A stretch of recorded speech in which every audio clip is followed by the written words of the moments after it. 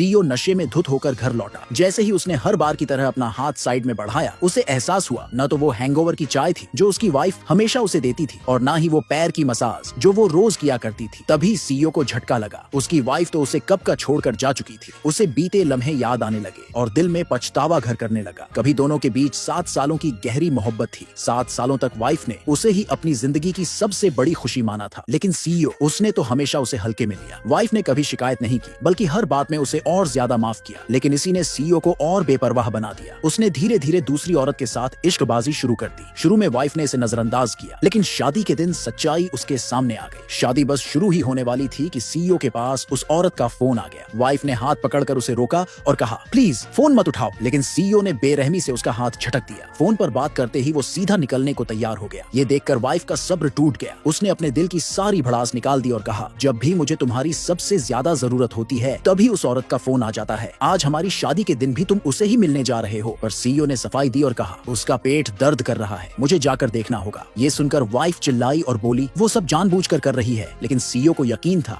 कि वो औरत कोई चाल नहीं चल रही थी। लेकिन सीईओ को लगा कि वाइफ बस ज्यादा सोच रही है। उसने उसकी कोई बात सुने बिना उसे इग्नोर किया और सीधा बाहर निकलने लगा। यहाँ तक कि उसने शादी कैंसिल करने की भी बात कह दी। ये सुनकर औरत फर्श पर घुटनों के बल बैठकर फूट फूट कर रोने लगी। उसे यकीन नहीं हो रहा था कि जिस आदमी से उसने 7 साल तक बेइंतहा मोहब्बत की, वो उसके लिए सिर्फ एक फोन कॉल से भी कम अहमियत रखती थी। उसका दिल टूटा ही था कि तभी उस चालाक औरत का मैसेज आया। आखिर में जीत मेरी हुई। ये देखकर वाइफ ने सीधा व्हाट्सएप पर सीईओ से ब्रेकअप कर लिया। लेकिन सीईओ को कोई फर्क ही नहीं पड़ा। उसे लगा कि ये भी पहले की तरह सिर्फ एक गुस्से में दी गई धमकी होगी, क्योंकि वो कई बार ऐसा कह चुकी थी, लेकिन कभी सच में उसे छोड़कर नहीं गई थी। पर इस बार मामला सच में अलग था। बीवी ने पक्का फैसला कर लिया था कि अब वो नहीं लौटेगी। उसने सीईओ की दी हुई रिंग उतारी और सीधा अपने घर चली गई। अगले दिन सीईओ घर लौटा और हमेशा की तरह वाइफ को हुक्म देने लगा। लेकिन काफी देर तक पुकारने के बाद भी जब वो नहीं आई तो उसने नौकरानी से पूछा। तब जाकर उसे पता चला कि वाइफ सच में जा चुकी थी। पर सीईओ को कोई टेंशन नहीं थी। उसे लगा कि ज्यादा दिन नहीं लगेंगे और वो फिर से लौट आएगी, इसलिए उसने ज्यादा ध्यान ही नहीं दिया। जब नौकरानी से रहा नहीं गया तो उसने सीईओ से पूछा, साहब आप मैडम को मनाने नहीं जाएंगे? सीईओ ने लापरवाही से जवाब दिया, जब उसका नाटक पूरा हो जाएगा